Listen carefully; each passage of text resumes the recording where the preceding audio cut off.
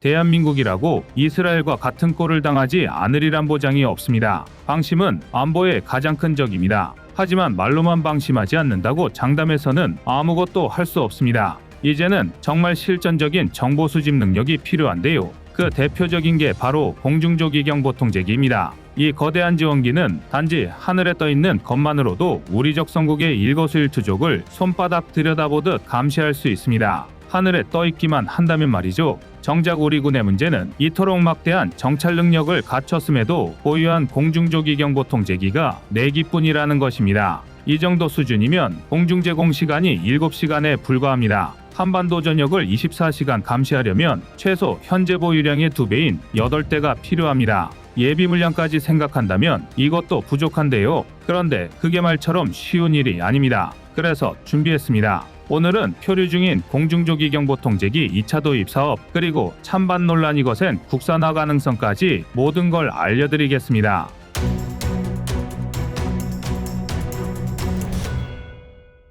F-35, F-15K, KF-21부터 KF-16, FA-50까지 모두 걸출한 성능의 전투기들입니다. 우리 손으로 스스로 만든 KF-21보라매나 FA-50은 말할 것도 없고 F-15K, KF-16 역시 국내에서 자체적인 개량 사업을 진행하면서 동급 최강의 성능으로 거듭났습니다. F-35 역시 현존하는 가장 대표적인 5세대기로서 막강한 전략성을 갖추고 있습니다. 단순 전투력으로만 생각한다면 이들이야말로 대한민국의 공중안보소에 있어 절대 빼놓을 수 없는 기체일 텐데요. 그러나 이건 각각의 전투기들을 하나의 개체로만 평가했을 때 나올 수 있는 말입니다. 단독작전이나 소규모 작전이 아닌 이상 이들이 효과적으로 편대 임무를 수행하려면 꼭 필요한 지원기가 있습니다. 바로 공중조기경보통제기입니다. 공중초기경보 및 통제 AWNC 시스템은 이름 그대로 항공기, 선박, 차량, 미사일 및 기타 원거리에서 접근하는 대상을 감지하고 공중전투에서 전투 영역의 지휘 및 통제를 수행하기 위해 설계된 공중레이더 시스템입니다.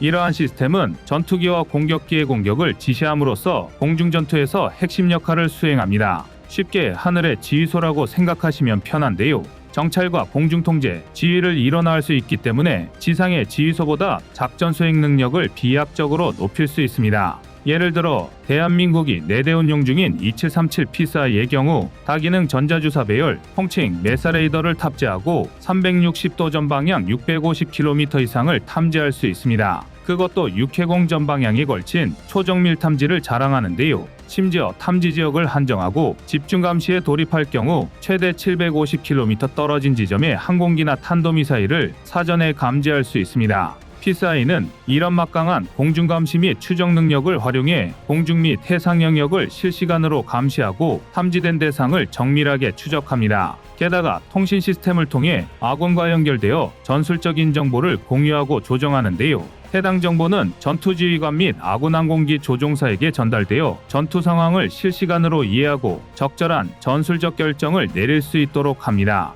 적의 위치를 식별하고 아군의 작전을 조정하여 공중전투에서 우위를 확보하기 때문에 적의 움직임을 사전에 포착하고 선제적으로 대응할 수 있습니다.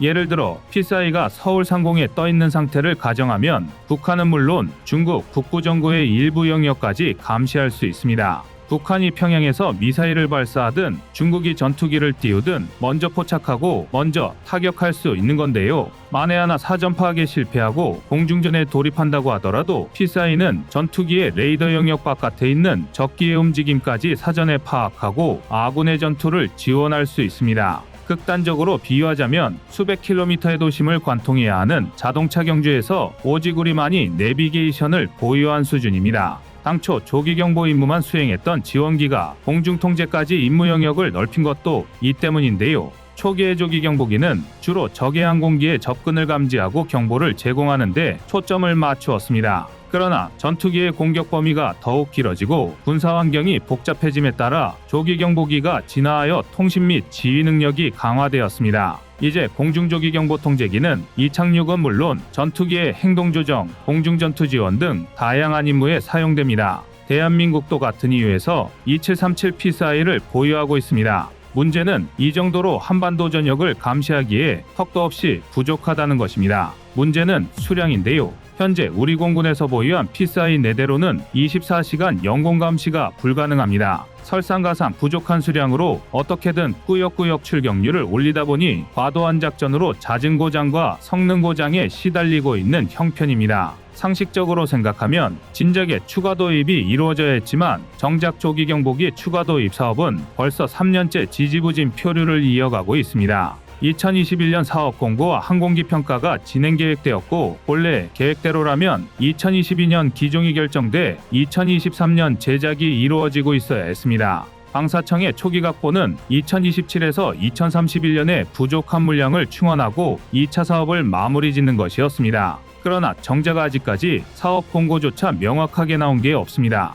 문제는 예산입니다. 공중조기경보통제기 2차 도입 사업은 기존 2대 도입 계획을 4대로 크게 확장하면서 3조 900억 원의 예산이 책정되었습니다. 그런데 사업이 수정되기 전 보잉이 PSI 2대 판매에 제시한 금액이 무려 2조 3천억 원이 넘습니다. 2011에서 2012년에 도입했던 4기가 2조 500억 원 수준이었으니 곱빼기가 넘는 금액을 요구한 셈입니다. 이는 사실상 공중조기경보통제기 시장을 보잉이 독점하고 있는 데다 한국에서 이미 PSI를 운용 중이기에 부린 배짱 장사나 다름없는데요. 원안대로 PSI 4대를 도입하려면 자그마치 4조 6천억 원이 넘는 예산이 필요합니다. 그런데 이 사이 스웨덴 사부, 이스라엘 IAI 등이 끼어들기 시작하면서 3조 원대의 공중조기경보통제기를 제시했고 결국 갈피를 잡지 못한 사업이 3년째 지지부진하게 이어지고 있습니다. 답답하기 이를 데 없는 실정인데요. 그 사이 국내 보유분 2737 PSI의 최근 5년 평균 가동률은 67.2%에 불과했습니다.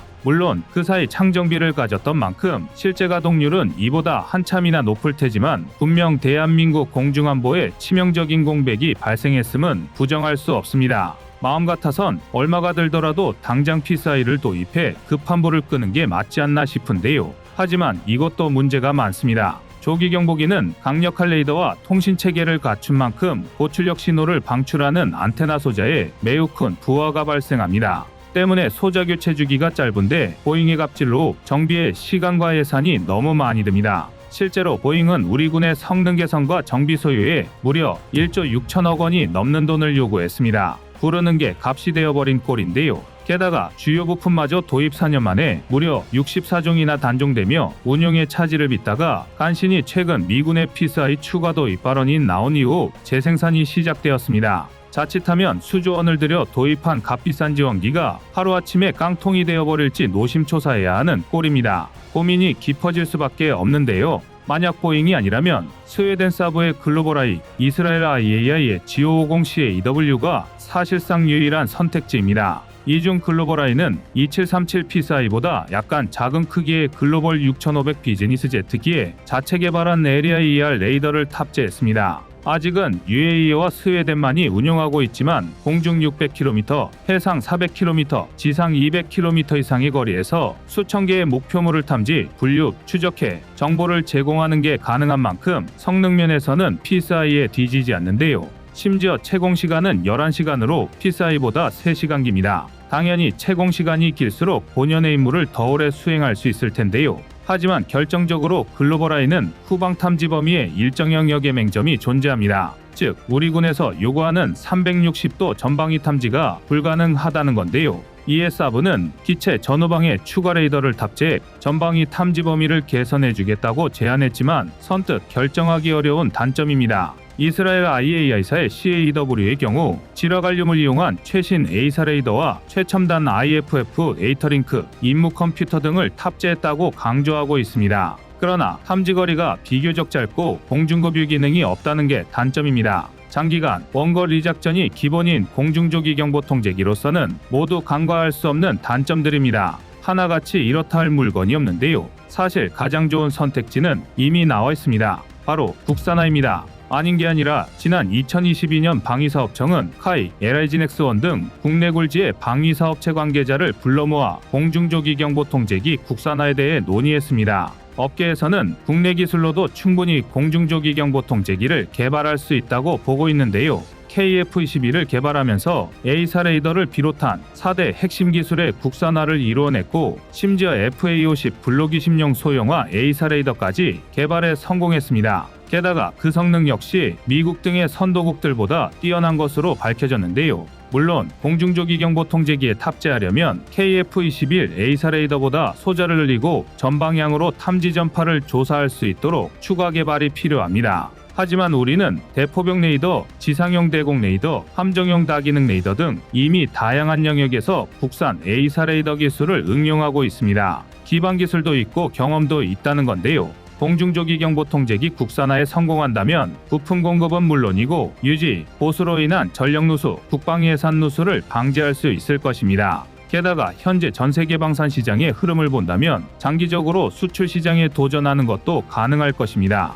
그러나 걸림돌이 없는 건 아닙니다. 국방과학연구소의 검토에 따르면 공중조기경보통제기 국산화를 위한 레이더 등 탑재 장비 개발에 12년, 항공기 플랫폼 개발에 10년이 필요할 것으로 추정됩니다. 공중조기경보통제기가 제 역할을 해내려면 장거리 탐지가 가능한 레이더와 공군 중앙방공통제소 수준의 항공통제 임무체계의 통합이 필요하기 때문입니다. 항공기 플랫폼을 구매하느냐 여부에 따라 갈리긴 하지만 ADD는 이 과정에서 12에서 19년은 필요하다고 보고 있습니다. 우리 기술 수준이 아무리 높더라도 100% 국내 개발은 불가능한 것이나 마찬가지죠. 오죽하면 보잉조차도 2737 PSI 제작에 기체는 자신들이, 레이더는 노스롭 그루먼이 만들 정도입니다. 우리도 일부 기술을 외국 기업과의 협력을 통해 확보하면 개발 비화 기간을 대폭 단축할 수 있을 것입니다. 안 그래도 사브는 글로벌화를 제한하며 성능이나 가격은 당연하고 산업협력 측면에서도 장기적인 가치와 경쟁력을 갖추고 있다고 발언하고 있습니다.